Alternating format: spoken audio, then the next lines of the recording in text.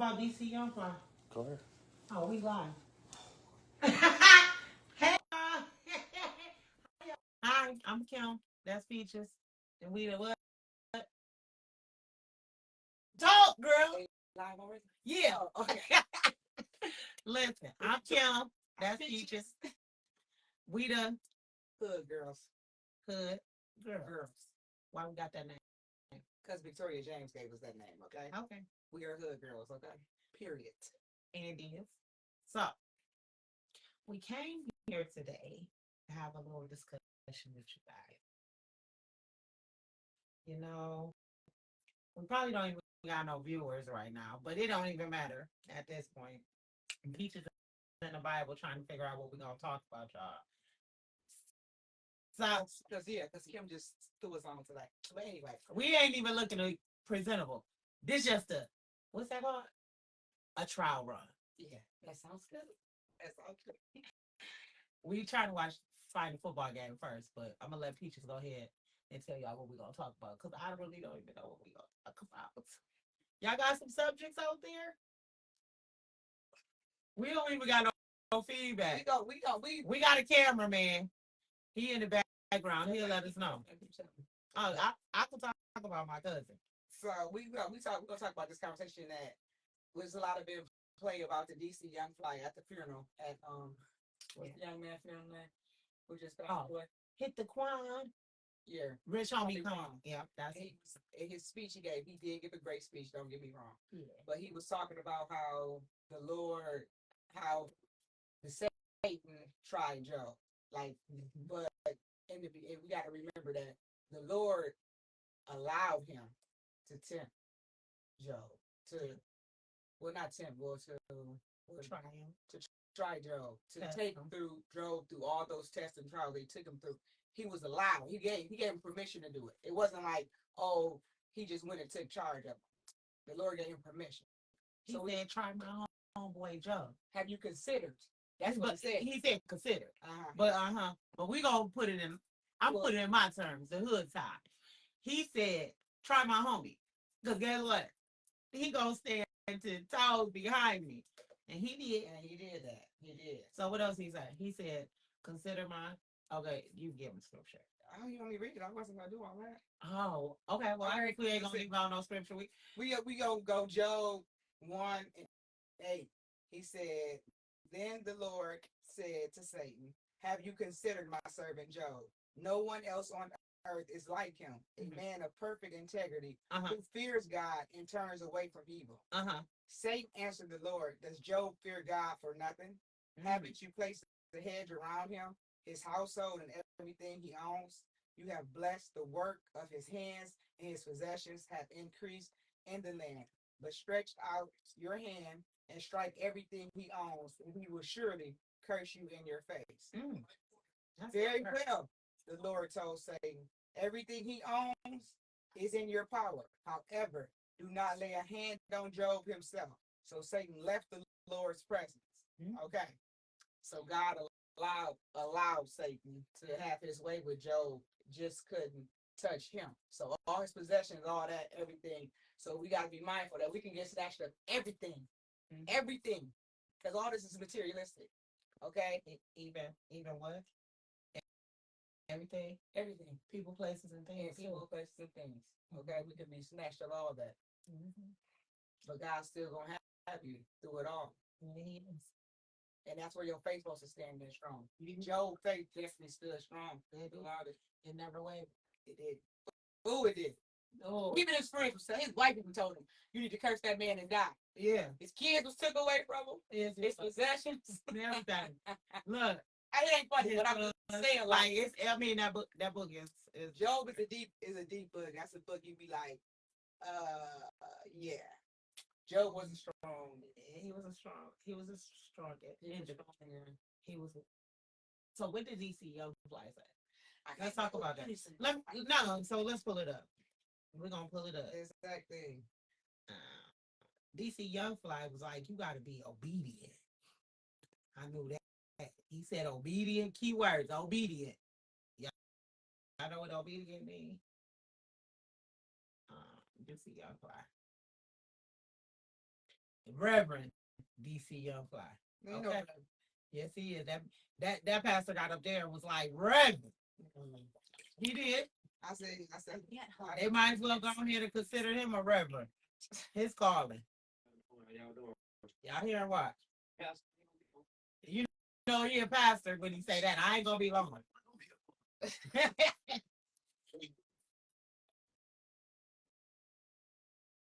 Can y'all hear it? I hope so. I will let y'all see it, but we don't watch it. All right. And when I talk with passion. So I want y'all to believe this is mother, mama. I call you mama. We've been introduced since 2003, big bro. So, you know, it's real family. Corey, what's going on?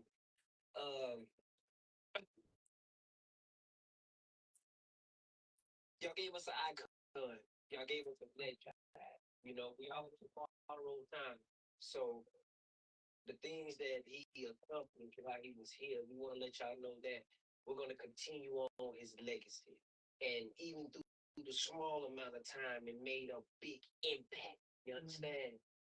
And I don't even know you put this in your mouth. he's the head of the household, and a lot of people in here is probably questioning. Now, there's two ways to ask questions. The first way to ask questions is you're asking because you're trying to learn the knowledge so you can apply it to future understandings. The second way to ask questions is you're questioning because you want to question the reasoning for what's going on. That's true. That's true. The second way of questioning can be disobedience. So we always have to go with the first way of how we ask questions, not why is this happening, not why is this happening to me. No, we have to ask God, what is the purpose? What is the purpose? What is the lesson? Uh-huh. How do I apply this to my future understanding? Because this the end. Yeah. He's at peace.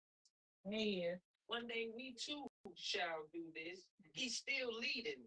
He said, I got to go to see. Look at him. As you can see, I'm still leading. You shall follow. So at the end of the day, y'all, Mom, I want to let you know because we talked yesterday. And when we talked yesterday, I was just observing, and I want you to know that you are being obedient. The way you spoke, your energy, the way you talk, your head. Corey said it yesterday. She said, I'm going off how my mama going. I'm going off on my mama going on. So if you crazy, your kids gonna be crazy. Damn. Because all the morals and the doctrine, they watching. This is the only time that we really apply it. When we heard Job, everybody go read the book of Job. Just read the book of Job. He took everything from Job. He kept snatching everything from Job. And Job, like every Christian that, everybody like, I put so much good into the world. Why is so much bad coming to me? He like, what? I ain't really been bad to nobody. I just want to talk to him. I want to ask him why. I be doing that. Why not you? Period. This is the time for you to praise my name. This is the time for you to tell the other why not you say? I'm giving you the strength, fool. Nah, you talking to yourself. Well, for real. So when people think you crazy, Mom, you ain't crazy. You being obedient. Yes. And I'm here to be bro. So it's time to be obedient. It's time to take charge. That's good. Like it's real. But guess what? It's real. It's real. All right, y'all. So he said, "Yo, kids is watching. Be obedient, and what up? Sneak act like I'm just talking to myself. I'm not. That, I was writing down some stuff for him. she cannot do two things at one time. I'm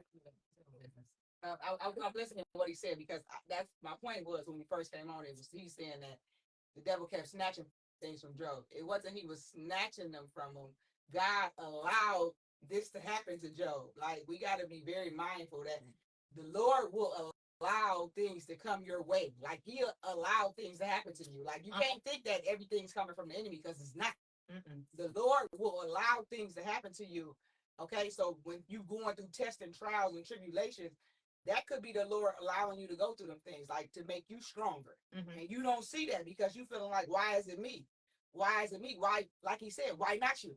Fool. Why not you, fool? That what he said? That's what he said. I ain't gonna call you no fool, but I'm just saying, like, why He not ain't, you? I will. You know, so we got to be mindful of that. Oh, she said she could barely hear us. Mama. Mama. Oh, we ain't loud enough? Can you hear us now? Oh, they probably couldn't hear the video. We wasn't really talking. Okay.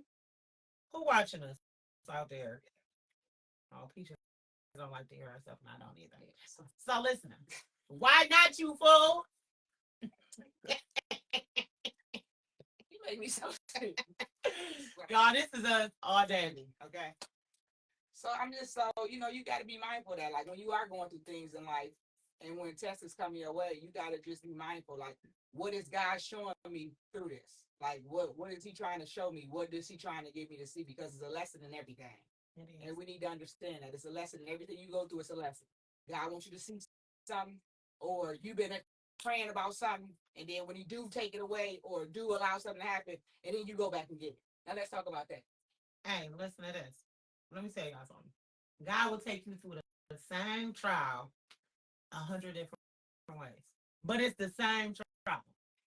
Is that what you're talking about? Okay. Oh, okay. That's where you want to go. Which way you want to go? Whatever you want to go. It's hood talk. It's hood talk. But we talking about Jesus too. But listen, if you praying about your finances and you ain't tithing, listen, if you ain't serving and tithing, your finances gonna be little, real little. I stopped tithing for a couple months. I said, and my pastor talked about me in a meeting. You ain't even talking about me. I ain't never went. I went through the summer like, sure, this the summertime. My money a little low. And he said something in this meeting. I was looking at him like, why is you in my business? Talking about y'all not paying no tithes in the summertime. It's getting real